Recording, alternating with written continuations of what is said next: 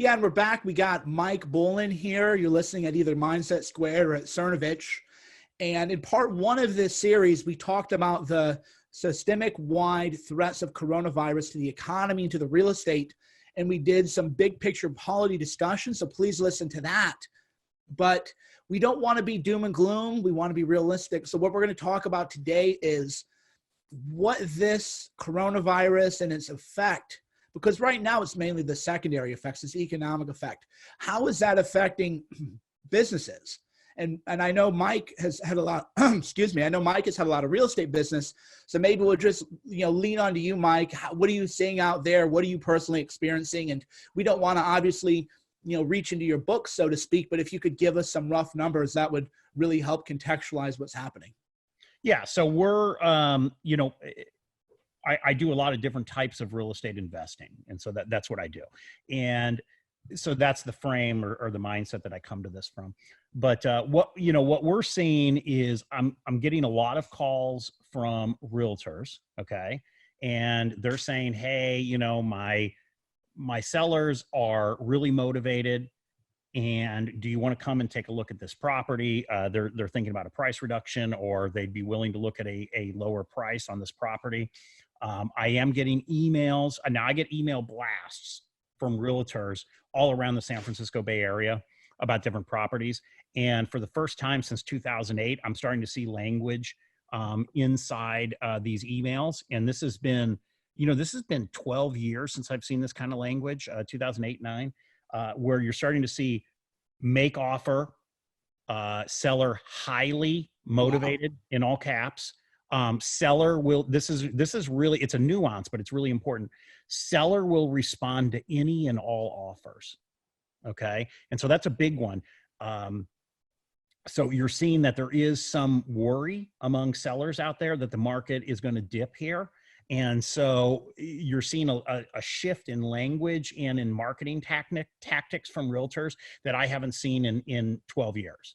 So that's a big deal. We're also starting to see things like this would be more on the rugs and drapes side of the business, the actual ready to buy, move into residential side of the business. But we're starting to see things like HOA dues will be paid for 1 year, on condominiums. Again, stuff we haven't seen in 12 years. Seller offering $5,000 mortgage buy down on the rate, things like that. And again, these are all, hey, this is on sale kind of language that's already popped up in like a 10-day period. So I think that is indicative that we are moving very, very, very quickly into a downtrend in pricing. Now, I do think that, for people that have been on the sidelines, if you're going to be in a house for a very long period of time, 7 or more years, then now's probably a great time to put your foot in the water, and you're not going to have a lot of competition. You're probably going to be able to drive a really good price. And, I think it's a great buying opportunity for retail owner-occupied buyers, not for investors. Yeah. So let's talk multiple angles. So one is that, housing's going to crash. There's no other way around it. Who in the world would buy a house right now, even if you had, which a lot of people do have, a lot of people have capital on the sidelines. Why would you buy today? Well, there are some reasons. Okay. So let's say, and let me give you an example.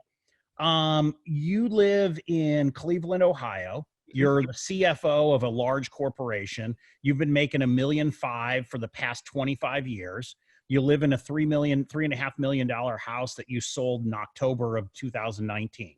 And you pocketed that $3.5 million, and you're 74 years old and you want to move to Napa Valley to retire. And the assumption would be is that you would move here, retire, and probably pass away in the house. Do you really give a shit about price or where it's going to be? Right.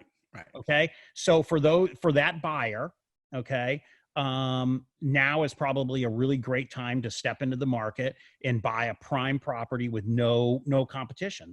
You're not going to see multiple offers.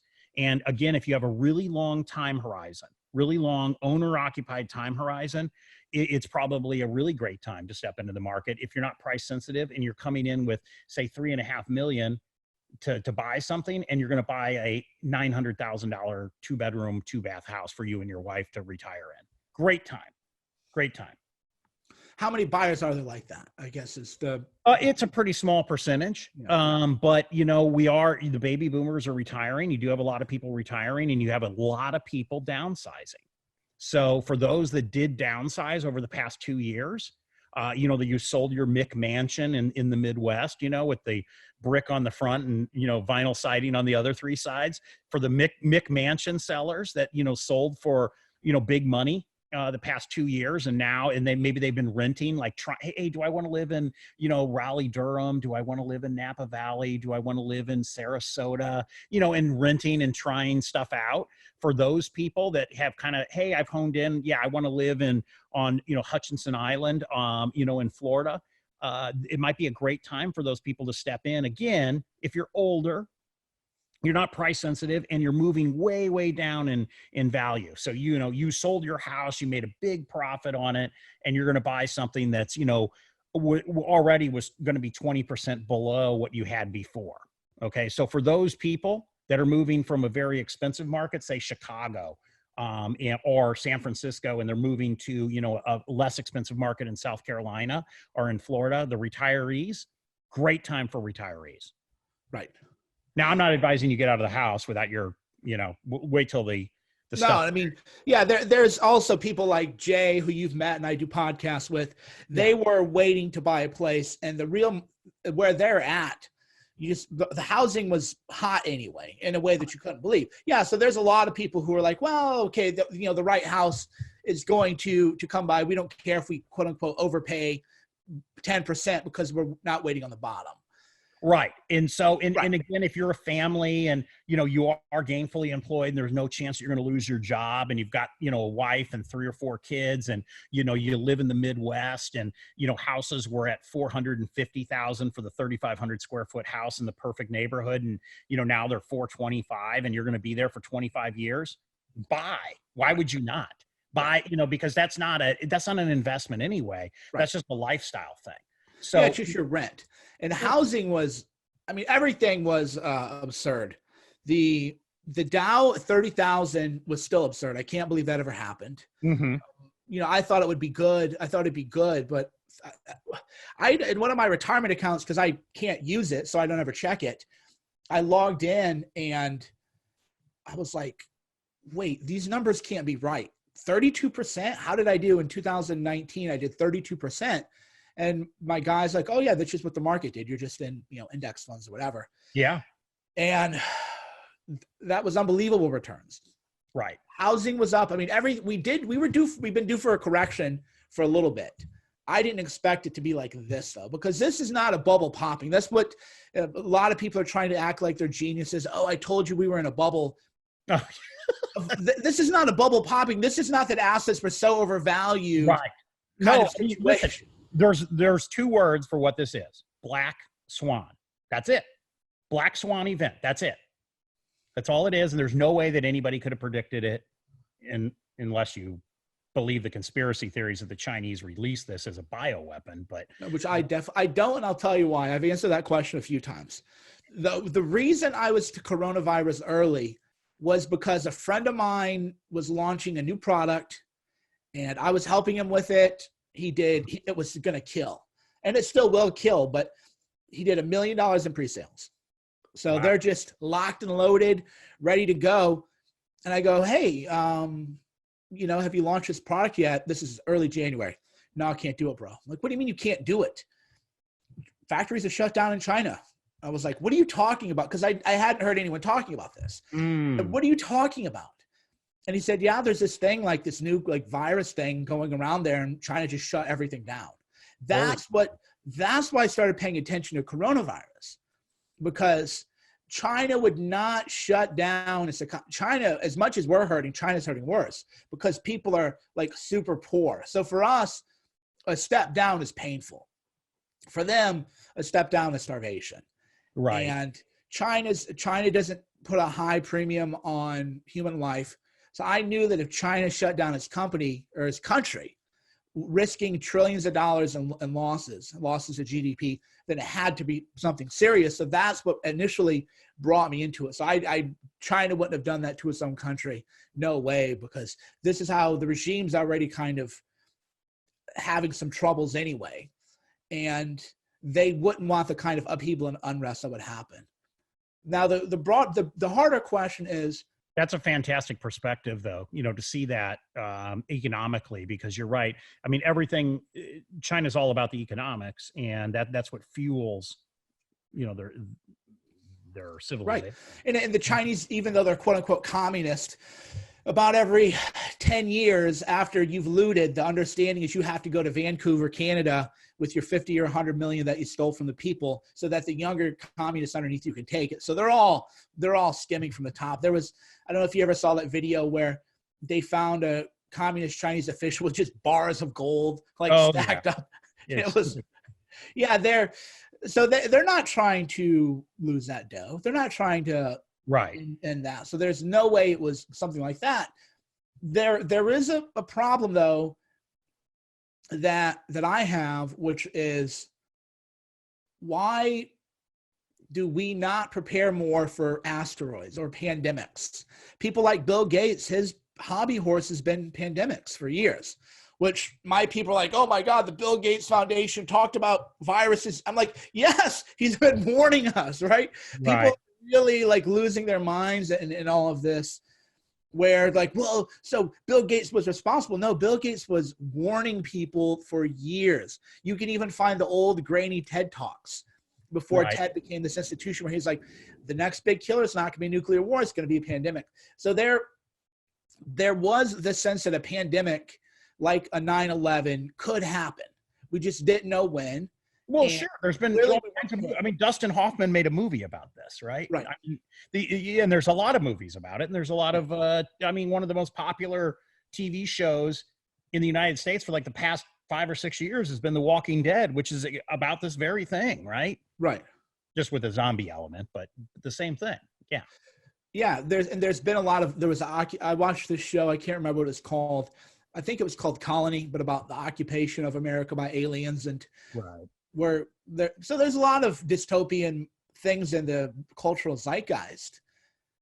So we should have had some kind of contingency. This is what we don't have in America. Nobody has it in the world. Well, I think the problem is though, how do you know what the issue is going to be? I mean, what if this virus was a thing that didn't attack your lungs, but it attacked your feet, and 3 days later you got gangrene and your legs fell off? I mean, how do you say, you can't say, oh, well, Trump should have had all these respirators, because how do you know that the pandemic was going to be a lung issue? I mean, it could be an eyeball issue. Right. And that's why I'm not politicizing it. What we don't have is what I would come up with the sexier name, like Space Force for it, obviously, but the Department of Improbable Risks, right? The Department of a Big Risk. So you would just have a guy, and you would say, okay, what happens if we have this? Because we knew we were going to have some kind of super flu eventually. We knew we had something like MRSA, methicillin-resistant bacteria. So we know that there's these like flesh-eating bacteria that you can't kill. So you have a guy. This is what you do if you're a serious government. You have a department where you just have a couple PhDs in there, a couple quants, epidemiologists, and say, okay, let's just assume that the new pig flu comes and it's going to kill 40% of the population. What does it look like? Cascade effects. But don't you think the Pentagon already does this stuff? Obviously not, because what their response to this was garbage. If they do it, they're doing it in an incompetent manner, because what you would have told Trump, and this is what people like, us were saying early on, is shut down the border, roll out mass testing, encourage self-quarantines early on. Mike Cernovich, as president, February 1st would have said, there's this thing coming out of China, the coronavirus. I think we're going to be okay, but I want to save your lives. I don't want to risk it. So we're ordering new massive testing, and we're asking people, especially people above 65, to stay in. So if you're older, because it primarily hits the elderly anyway. Right. It hits everyone and blah, blah, blah. But we know the mortality, and we would just say, here's what we're asking people to do. And then that would at least adjust the mindset. So now people aren't panicking, because so much in life is about, oh, there's a tsunami. Or like, I'll just say your dad, I'm a dad. If one time when I saw my daughter, I don't know how it happened, she got into a razor blade. She's had blood like splurting from her finger.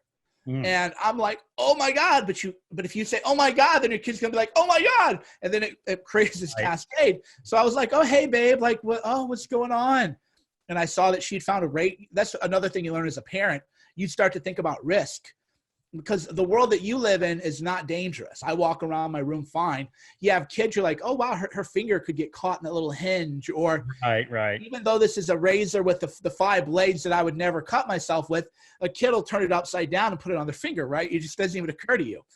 And so if you panic, then your kid panics, and now it's a disaster. And then I was like, oh, hey. And I just put a little gauze on it like everything's fine. Yeah. That times a million is what you have to do as president, and say, hey, there's this thing happening. Even if you're panicking, hey, there's this like thing happening. Here's our plan. Here's our rollout. We're not anticipating mass casualties, but we're just going to update you. And then it's chill.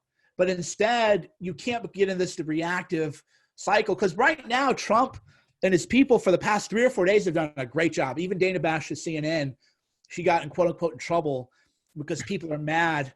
And you're like, no, they're doing all over social media. Yeah. They're like, what's going on over at CNN, you know? Yeah.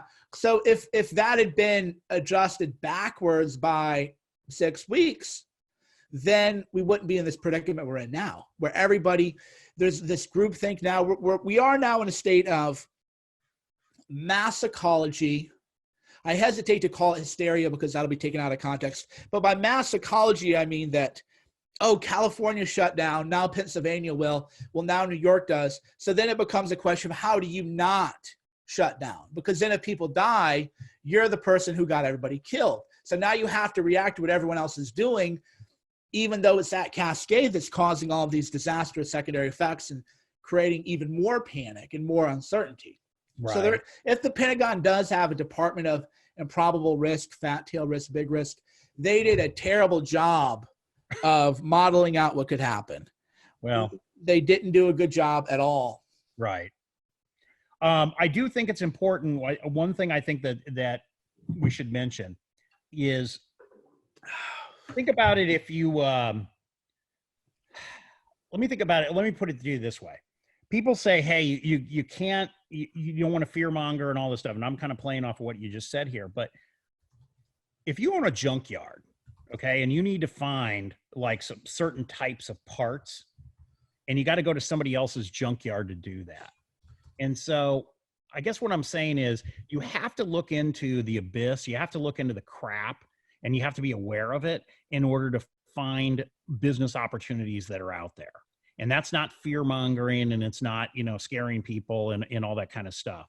But if we want to look at this and you want to keep a level head and you want to come out of this better on the other side, I mean, what if you're a guy that, has been thinking about opening up a coffee shop, okay? And there's 2 or 3 of them in town, and one or two of those hasn't been doing real well for a long time.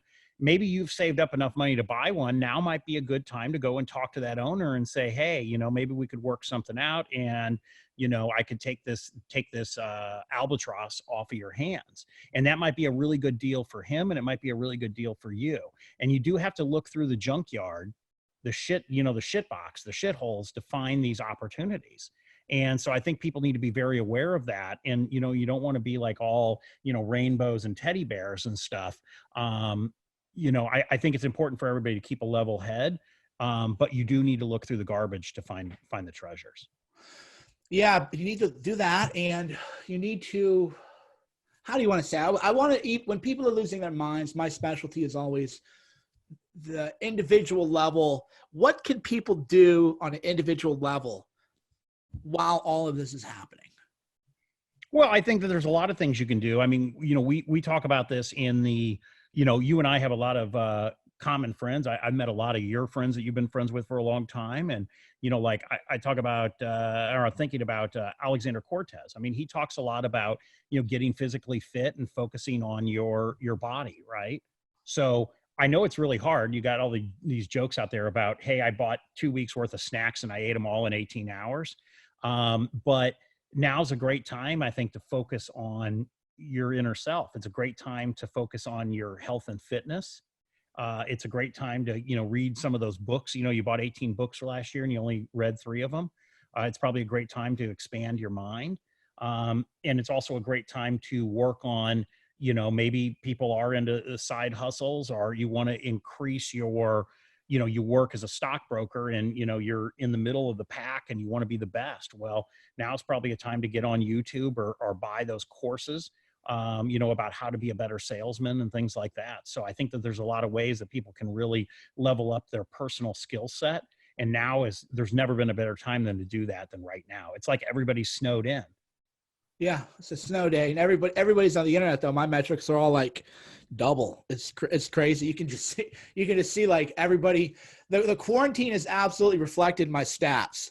Because what is a typical, let's say back in January, let's go back 2 months before anybody really knew anything about this, December, January, on a typical month, how many impressions do you get on your Twitter? Yeah, for me, usually 80 to 120 a month. Okay. 80 to 120 million a month, yeah, would be the norm. And take it, yeah, 80 to 120. Okay. Maybe 80 is on the low end, but and what are you seeing now over I'm like at 141 for March, and it's March 21st. Oh, okay. So that still has another 7 days to go. So you'd probably be at I'll hit 200. Yeah. Wow. Yeah, I'll hit 200 for sure. Let's see. So I'm averaging for the last 7 days, I'm averaging 8.7 a day. And that's up from closer to like 4.2 to 3.8 a day. So yeah, people are abiding by the quarantine. People are staying home and reading the internet, myself included. I need to take my own advice and read books, read a little bit more books too, but well, yeah. And if you're doing something where you're selling something online, whatever that is, maybe you're selling, cars online, or you're selling, whatever it is, maybe now is a great time to pick up and buy that, $3,000, Facebook ads course or something, I think that kind of stuff is just really, now's the time when you can really level up your personal skill set, and you should. Even here at my, facility here in the business that I own with my buddy Chris, we're getting a lot of projects done right now that we've kind of been putting off for like 3 months, so we're keeping employees on staff and we're continuing to pay them, but we're giving them different duties. Mm-hmm. So we're doing some online stuff. We're putting a online management system in place right now, that we have been putting off for like, I don't know, what is that, Chris, 60, 90 days we've been putting that thing off? Yeah. Right. So Chris is behind the camera here, but like 60, 90 days we've been putting off doing this online portal for our Airbnb business. So now we're spending, probably 20, 30 hours a week of employee time putting that into place. So, there's a lot of projects that really could increase productivity for your existing business or your existing job. Or, I'm not a huge fan of side hustles, but if you go that route, now would probably be a good time to focus on that. There's a lot of housekeeping people could do, a lot of catching up on things. More people are going to have to live by a budget. So learn how to set a budget. There's a lot of, again, the term is housekeeping that other businesses use, the dreaded admin day, the dreaded right. Friday from 5 p.m. to 9 p.m. Everybody else is having fun and you're doing your books or whatever. And that's going to be people for every day kind of. Now, your own business, how has it been impacted? We've had to look at employee staffing levels, and we've had to reduce that dramatically. We just don't have the flow of business, and we've also pulled back the reins on some of our fix and flip activities. And so we're also not doing the wholesaling activity like we were before. So, that's had a cascade effect even over into, we use virtual assistants as well. And so we're not using the amount of virtual assistants that we were before. And so it's just been you have to, as a business owner, you have to look out and say, okay, if I put for us, it's properties, right? But if I put a property into contract that's worth $500,000 and I'm going to put that into contract for $400,000 and try to sell it to somebody for $420,000, I've got to readjust all my numbers. And that's what we've done, is we've said, well, we can't, the margins that we were working on three weeks ago even, we can't work on those kind of margins anymore. We have to reduce all of that way down. So we've had to make those changes. And in some cases, we're like, we can't predict where the market's going to be. And so we're not going to take that risk of buying assets right now. Mhm. So we're not deploying capital like we were before. Now, you told me you're losing, I don't want to do the exact numbers, but you're losing, we can say, a considerable amount of money in bookings. Oh, it's insane. Yeah. I mean, it's, we're well over six figures in cancellations. We're seeing, thousands and thousands of dollars a day. We're filming this on a weekend day, but, we've seen over $7,000 in cancellations on a single weekend day today. And that continues to happen. So, I mean, they're massive numbers for, a small business. And our Airbnb business is it's a small business, but it's endemic of what's happening, all over the country. I mean, we're not the only ones. You get into these Facebook groups where you have, 18,000 other short-term rental hosts, that host on VRBO or Airbnb. And, they're all this is, nationwide. It's not just us. And the problem is that a lot of people aren't in a situation like us where they have cash on hand, where, they can, weather the storm. A lot of these people there was this big thing in the short-term rental space right now called rental arbitrage. And that's where you go and rent a house, say for, $10,000 on the beach somewhere. And then you try to Airbnb it for $13,000 a month and make that $3,000 spread. Those people are in real trouble. Right.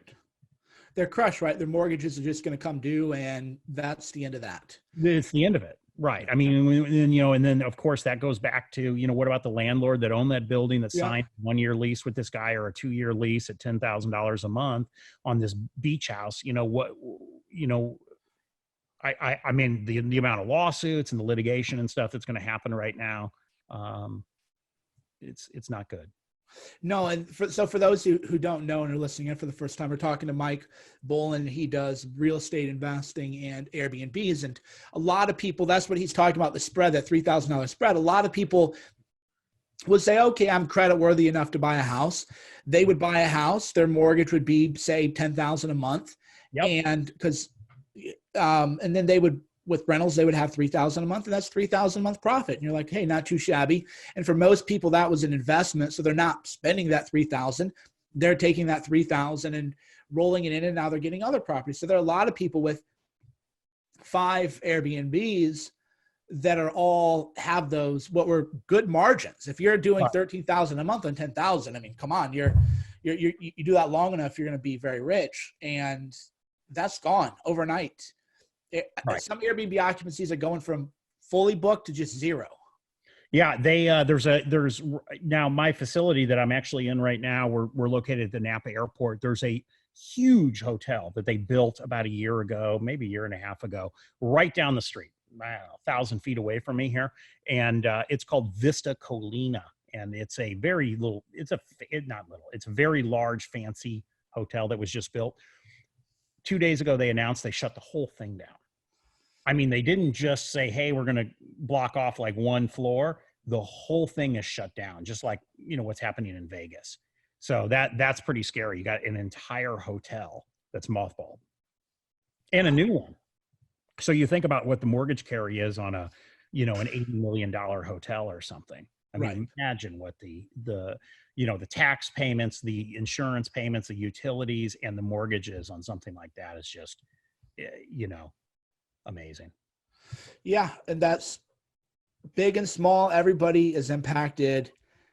And that's why in the earlier podcast, we talked about what people can do, or rather what can be done system wide, that in a way isn't a bailout. What we talked about is taking the interest payment from the mortgage and just recapitalizing that into the balance of the mortgage. Right. So if you owe $200,000 on your mortgage, every month you make a payment, some percentage of that is interest. Just take that interest and okay, now your mortgage, or now your principal, say $200,000. Now your principal is $201,000, and now it'll be $202,000. Now it'll be $203,000. That keeps the homeowner in their home. It keeps the bank solvent because their people aren't defaulting on their mortgage. It's a lot cheaper than people just saying, because here's what's going to happen. People, because this is human nature, people are going to say, I can't afford my mortgage, I'll just default on it. And if the mortgage carriers don't have options like we're talking about, or in the case of what the plan we mentioned in the earlier podcast, the Fed can just say you're going to do it. Right. Like, you're going to do it. Sue us. That's the kind of executive action you take, is you say every bank is going to do it. And if you don't do it and you're going to try to stop us, good luck. And people will stay in their homes. Yeah, I don't know what the legality is on Trump issuing an executive order to do that, or the Fed doing that, or whoever, but I'm sure they could figure it out. And my guess is that the Supreme Court would probably back that, especially in today's environment. Yeah, or you would just say you would cut off their access to the discount window. You would just say, okay, you would just conditionally, any bank that has access to the discount window is going to do it starting today. Make it work. And that would carry everybody through, actually. And then people who what that would do is it would also increase spending, because homeowners wouldn't have to make that in, because most people on their most mortgages are, the interest is all front loaded. Right. So a lot of people would say, oh, okay, this is fine. I'll take some of that interest saved and I'll use that for consumption, for spending, for essentials. It becomes a de facto, it almost becomes a UBI, even though it's still into the mortgage. In the short term, it does act as an immediate cash injection. Exactly. Yeah. And that's a very easy, I shouldn't say it's an easy fix, but it is. It is. It's simple. It is. It's one of those things that really could keep businesses afloat, keep people afloat, keep people in their houses, and you won't have all of a sudden a systemic banking risk, because the banks then are all doing the same thing. I mean, going back to restaurants. I mean, one of the greatest things, if you talk to restaurateurs, they're like, back when you could have smoking inside of restaurants, it was really hard for the early adopters, because how do you, if you own like an IHOP restaurant, half your restaurant, is smoking and half of it is non-smoking. How do you do that? And then all of a sudden say, hey, I'm going to be a non-smoking IHOP. Oh, well, the Denny's down the street, they still allow smoking, right? But if you make that, where everybody has to comply to it, that's how you can really make that work, is that then every bank has to do it. Every lender. And I don't even think it's a discount window. I think it's every lender. It doesn't matter if you're public, private, you have access to this, or you have access to this insurance or whatever. It doesn't matter. If you are a real property lender, regardless of the class of property, whether it be industrial, hotel, multifamily, single family, whatever, yeah, you have to allow for a negative amortization situation for 6 months or a year, whatever that time period is. Great idea. Anything you want to close off with? No, I say people just keep your wits about you. I do think that there is a lot of opportunity that'll present itself out there, and there's a lot of opportunities for people that have capital to step in and help people that don't. And it can be a win-win situation. There's a lot of, we'll go back to this restaurant thing because it's easy, again, because everybody goes in it. But, there's a lot of restaurateurs out there that were probably a year out from retiring. And now's a great time for the younger guys that have capital or have access to capital to step in and, pick up a great business and also help out, older business owners. Well, sure. And something kind of more what I've been telling all the younger people is, and I gotta be careful how I word it, because boy, this will be taken out of context, is if the coronavirus continues to have a high morbidity on the elderly, then a lot of people who couldn't afford a home will be able to afford a home. So once the dust clears a year now or 2 years from now, I think if you're under 40, especially if you're under 30, you're going to be okay, because you'll be able to afford the house that you couldn't afford. Jobs will go up, because a lot of the best jobs are, kept by boomers and everything like that. So I hope nobody dies. I'm just always if things happen, how does that play out for everyone else? I know the young people feel very uncertain and unsure, but they're the ones, I think, who will do fine from all this. Well, and just to reiterate this, I mean, again, I think there's a big opportunity for boomer business owners, whatever your business is. I mean, let's say the guy that has been has owned a cigar shop for 38 years, okay, and he was thinking about retiring, after 40 years. Well, now he might just say, you know what, this is for the birds. I'm done. I want out. And it's a great time for a younger guy to come in and maybe buy a business, that's below market, get a good deal on it, plus, help out, somebody who's older of unloading that asset. So I really think it's a win-win for people. You just got to be really smart about it. Don't overpay for stuff right now. And I wouldn't be buying a lot of hard assets. No, yeah, I wouldn't be buying anything. Yeah. I wouldn't be selling either. I wouldn't be panic. If you can afford to not sell, I wouldn't panic sell, and Right. I wouldn't buy. But unfortunately, if everyone applies that principle, Well, they won't. I mean, Yeah. there's people that are just in that situation where they've made the money and they want to get out of the asset. And I think now this will be a good catalyst for some people to sell that maybe wouldn't have sold for another few years. So, all right. Well, thanks, Mr. Bolin. Always a pleasure. likewise, Mr. Cernovich, have a good one. You too.